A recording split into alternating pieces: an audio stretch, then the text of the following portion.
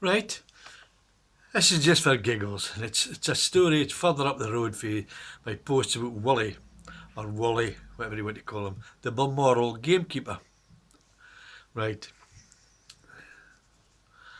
When he came back to deliver my Balmoral attire, he told me a story that was giving him the boke. Glasgow word, I think, for making him feel sick, because he couldn't handle it anymore. So if you pull up a chair, I will tell you his woes. He said it was okay to share in the hope he gets answers. This is true, you know. He is old in his ways, but because he is old, but he won't admit it. He cavorts around in his Land Rover like he's in his 20s. He must be about 99 if he's a day.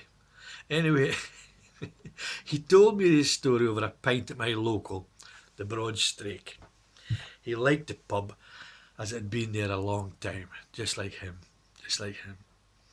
Right, he was baptised William, but he was called Wullie, or Wullie, as Williams often get called, Wullie or Wullie. When he was small, he was Wee Wullie or Wee Wullie. No problem, except when he grew up, he became Big Wullie or Big Wullie. All good except when he walked at the pub and his friends shouted him over. They would shout, "Hoy! Big Wullie! Sit beside us!" And the pub erupted in laughter.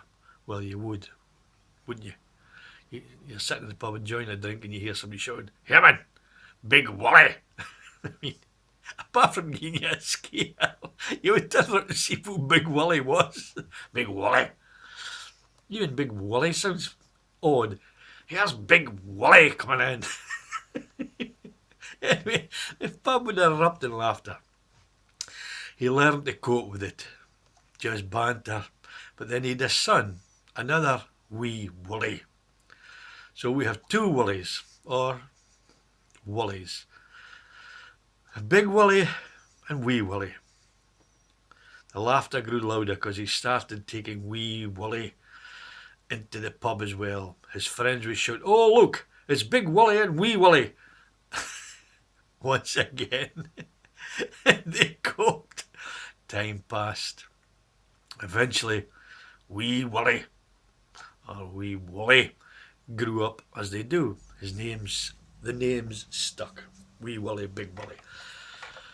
They sauntered forth and bore the banter with Grace. Anyway, this transpires. Grace was Big Wullie's wife. No problem. Move on a few years. Okay. Move on a few years. Wee Wullie married. Guess what? Yes, wasn't long before his wife got pregnant. So, as was with country tradition, the baby was also called William. He was soon Wullie, or Wullie, as well. Big Wullie was chuffed. He was a grandad. He bore his grandad title with pride. Big Wullie, Wee Wullie, and Baby Wullie. Three Wullies. All was harmonious in the Wullie's house. Years passed. Now, Baby Wullie, this is where the story gets a wee bit iffy. Baby Wullie decided after a few years into his teenage years that he wanted to be a woman. No problem, as was his right. Transgender, I don't know what they call it nowadays.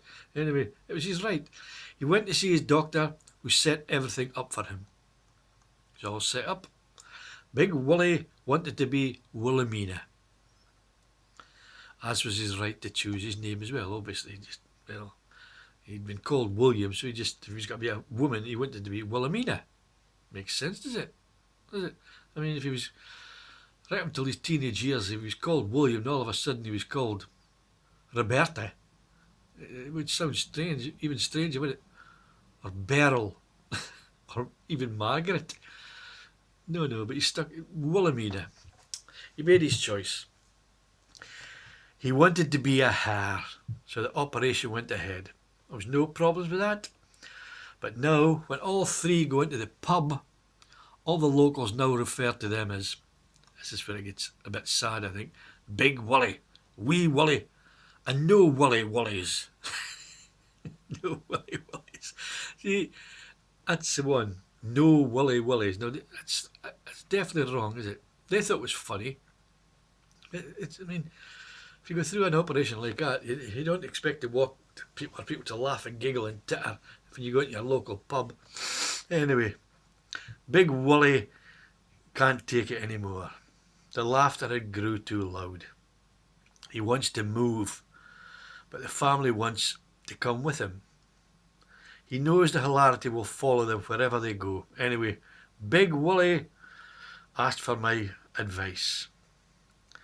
I had to tell him,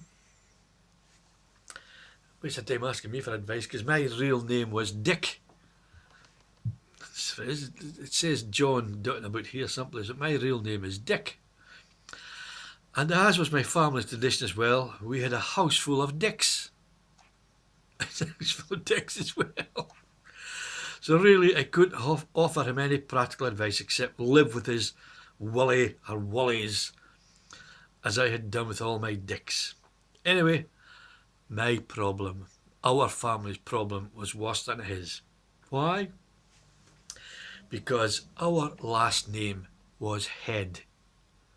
Think about it now. Think about it. Anyway, I've got to go, and I'll sign off here as if it's a letter. Yours, Dickhead.